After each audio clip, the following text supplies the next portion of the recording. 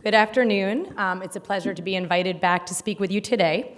So I'm going to kick off the program to talk a little bit about skin cancer, how we diagnose skin cancer, and how it's treated, and then we'll move on to my colleagues, Dr. Berman and Dr. Pavlik, who will talk more about treatment of advanced melanoma. So as an introduction, skin cancer is the most common form of cancer in the United States, with up to 5 million new cases and over 2 million people diagnosed in the United States this year. The thought is this might even be a gross underestimation because a lot of skin cancers don't even get reported, so we think the number is actually far greater than 5 million. Another important statistic to realize is that there will be more new cases of skin cancer than breast cancer, prostate cancer, lung cancer, and colon cancer all combined. So it's really actually incredibly common and continues to increase. So it's really important that we all know about this disease. It's now said that 1 in 5 Americans will develop some form of skin cancer at some point in their lifetime. And it's important to realize that this includes African Americans, Asian Americans, Latinos. So it's not just a disease of fair-skinned individuals like it was once thought to be. So it's incredibly common regardless of what your skin type is. And then I'm going to talk briefly about 3 main types of skin cancer. So there's basal cell carcinoma and squamous cell carcinoma, which together we refer to as non-melanoma skin cancers. And then there's melanoma, which will be the bulk of our focus later on this afternoon. As far as skin cancer goes, about 80% of new skin cancers are basal cell carcinoma, making it by far the most common cancer diagnosed in the United States. About 16% are squamous cell carcinoma, and about 4% are melanoma. It's thought that this year, more than 12,000 people will die from skin cancer, and the majority of those, more than 75%, are from malignant melanoma. So put another way, although melanoma only represents about 4% of new cases of skin cancer, it does account for at least 75% of skin cancer-related deaths. I'm going to talk first about non-melanoma skin cancers, which is something that we treat in our practice every single day. So again, this is basal cell and squamous cell carcinoma. So non-melanoma skin cancers represent half of all cancers diagnosed in this country, so they're incredibly common. It's thought that about 40 to 50% of Americans who live to age 65 or older will have basal cell or squamous cell carcinoma at least once. Fortunately, even though they are so common, they do have an excellent cure rate. So both basal cell and squamous cell carcinoma have a better than 95% cure rate when they're detected and treated early. However, although they're much less aggressive than malignant melanoma, which we'll talk about soon, they can be highly disfiguring if they're left untreated. Sometimes patients come in and say, if it's not going to kill me, why bother treating it? I don't want surgery. I don't want to have something cut off my face. But if they're left alone, and I'll show you a picture in a little while, they can cause significant deformity, and they can start eating away at the deeper tissues. They can move deeper than the skin. Both basal and squamous cell have an excellent cure rate, like I mentioned. The mortality is only about 1 to 2%, with most of those being from metastatic squamous cell carcinoma. As far as epidemiology of these non-melanoma skin cancers, the prevalence and incidence varies with several factors. So when we talk about basal and squamous cell carcinoma, it's more about cumulative sun exposure. So it's really sun exposure that we get throughout our lifetime. So the longer we live and the more sun exposure we get, the more likely we are to get basal and squamous cell carcinoma. Because they are so directly related to sun exposure, both basal and squamous cell cancers occur mostly on the sun-exposed areas. So they're very common on the face, on the scalp, especially in men as they start to lose their hair, on the chest, the upper limbs, so areas that are exposed to the sun. And although I did mention that we can get these types of skin cancers in all ethnicities, regardless of your skin color or skin type, these types do tend to be more common in fair-skinned individuals because they have less melanin to protect themselves from the sun.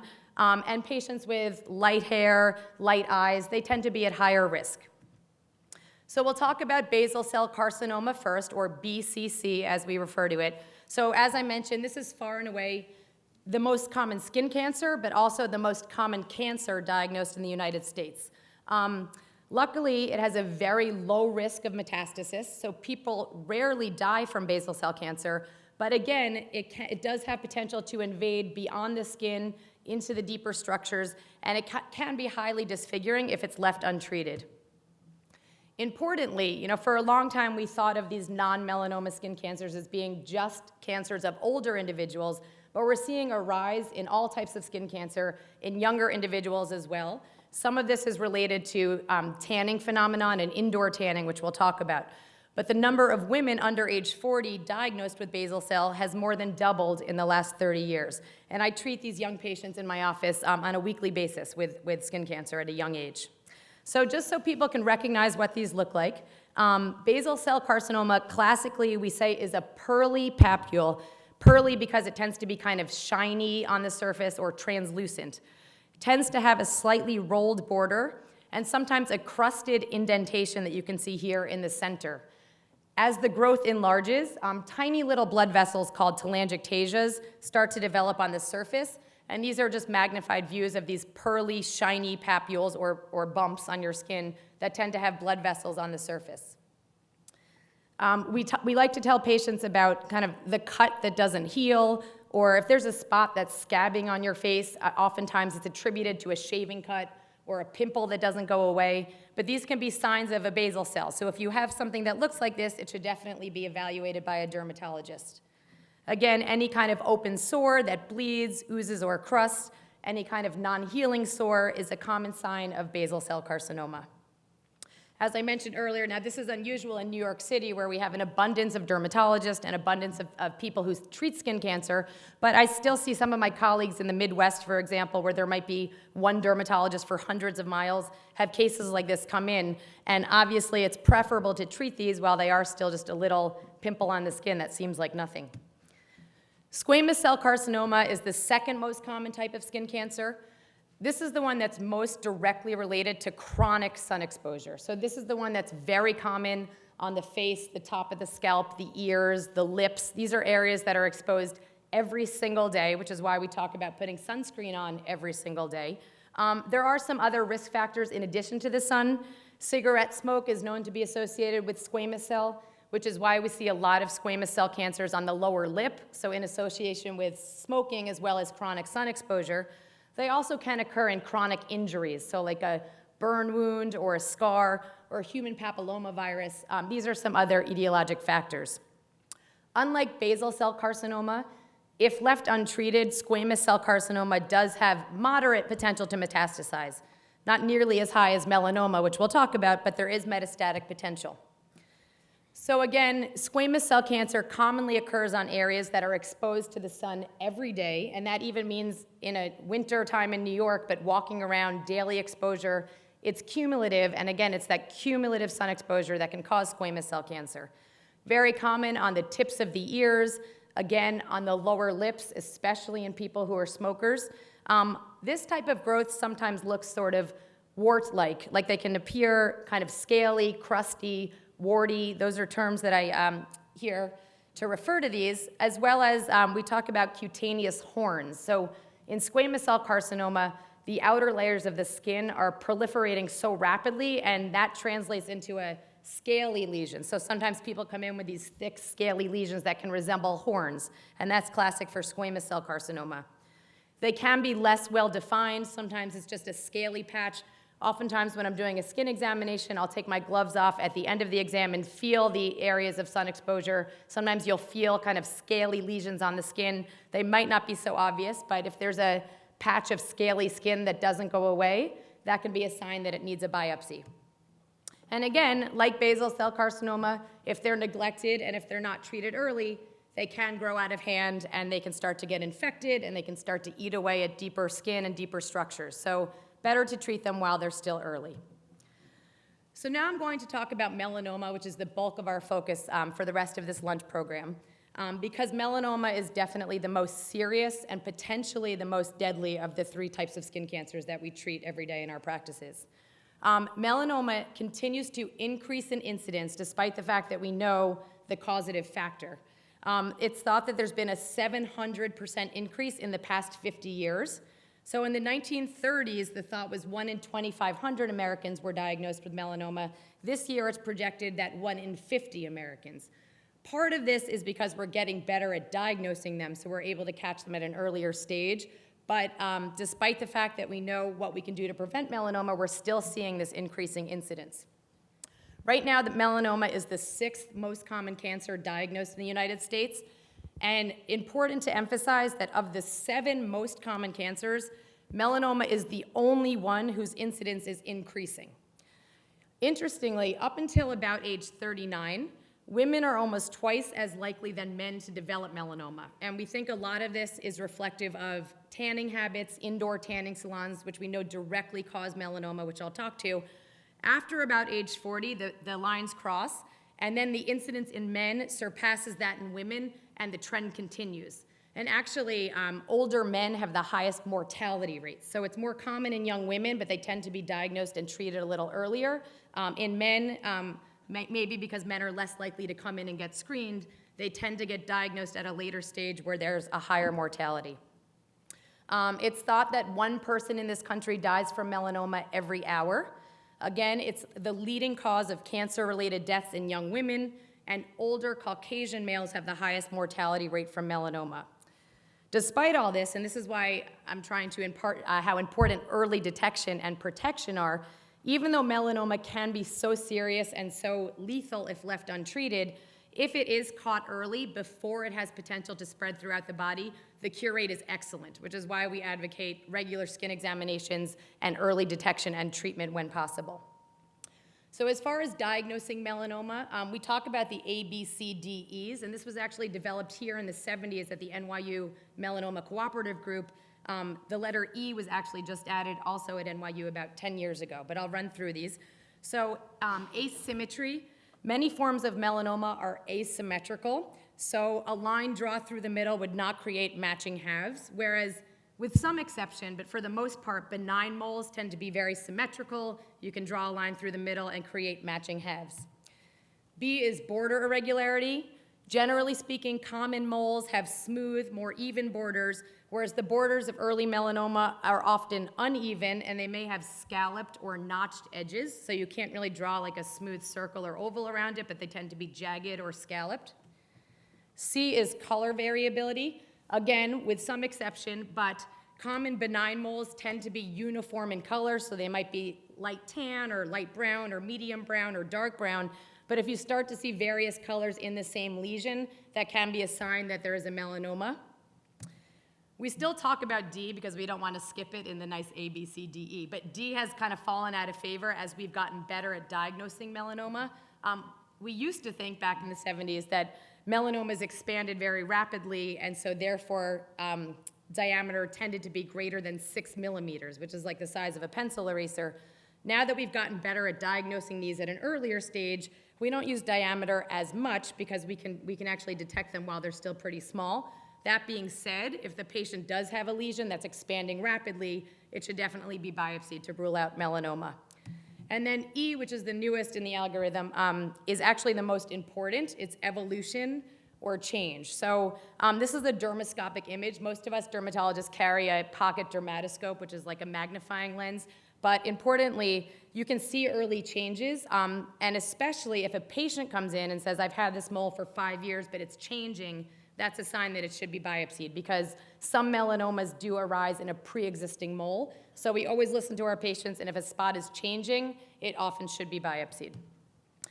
Just some exceptions here. So even though this is uniform in color, this is a distinct type of melanoma called nodular melanoma. They tend to be very darkly pigmented, oftentimes elevated, and this does tend to have a poor prognosis because they grow deep and into the skin pretty rapidly. So if someone has a new black nodule, even though it doesn't obey the ABCDEs, it should definitely be removed as soon as possible. African Americans are at risk for melanoma on the soles of their feet. It's interesting, this area tends to have less melanin than the rest of the body. Bob Marley actually died from melanoma of his toe. So this is why it's important that people understand, regardless of your skin color, you should be checked, and also checked by a professional where someone really will look at in between your toes, look at your scalp, look behind your ears, areas that you might not be able to see. And these are more advanced melanomas. Clearly, these are more aggressive lesions, various colors, even some areas of white within a lesion, which can be a sign of something called regression. That means the body's trying to get rid of the melanoma. But again, these should be treated as soon as possible. So after I'm done speaking, Dr. Berman will speak about the surgical treatment. But the very basic thing to understand is that the prognosis of melanoma is directly proportional to the thickness. And we measure the thickness in millimeters and fractions of a millimeter under the microscope. But the key is if we catch them while they're early, before they develop access to blood vessels and lymphatics and potential to spread, then there's a much higher cure rate. Once the melanoma hangs around a while and starts invading deeper into the skin, thereby gaining access to the circulation, that's when there's a bigger problem. So as far as risk factors, because it's interesting to differentiate this, again, all skin cancers are more common in people with light skin and light eyes. Family history is very important with melanoma because there are some inherited mutations that can make you more susceptible. But the interesting thing with sun exposure, we know that all skin cancers, about 90% of them are associated with exposure to the sun. But as far as the type of sun exposure, it's different when you're talking about non-melanoma versus melanoma. So as I mentioned earlier, the basal cell and squamous cells tend to be more common in people that spend a lot of time outdoors. They're more common as we get older. They're in areas that are chronically exposed, like the head and the ears and the neck. On the other hand, melanoma is common in people that are what we call sunbursters. So they don't necessarily work outside. They don't spend time in the farm or on the boat. They might live in a place like New York and go to the Caribbean 1 week a year or 2 weeks a year and fry themselves. And that type of sun exposure, that burst of sun exposure, is actually much more dangerous as far as causing the mutations that cause melanoma. Similarly, indoor tanning, which I'll talk about, it's that intense short burst of exposure that is much more risky as far as developing melanoma. Another risk factor is having numerous atypical moles or dysplastic nevi. We see patients like this in our office every day. Patients with numerous atypical moles have a higher risk of getting melanoma, both in their moles but also in their normal skin. But we know that these risky sun behaviors like intense sun exposure on a vacation or indoor tanning can actually induce mutations in these moles and make them potentially turn into melanoma. Also sunburns, so more than 5 sunburns at any age in your life doubles your risk for melanoma, but even 1 blistering sunburn during childhood and adolescence doubles your risk for melanoma later in life, which is why it's so important to educate our children and our adolescents. Again, the use of sun tanning devices, the first exposure to tanning beds in youth increases your chance for melanoma by 75%, which is really staggering. In 2009, the World Health Organization categorized tanning beds as carcinogenic. In Europe, it's actually banned in all individuals under 18. Here, it's very variable state by state, but increasingly the dermatologists and legislators are working to try to at least ban indoor tanning, because that's when it's so dangerous.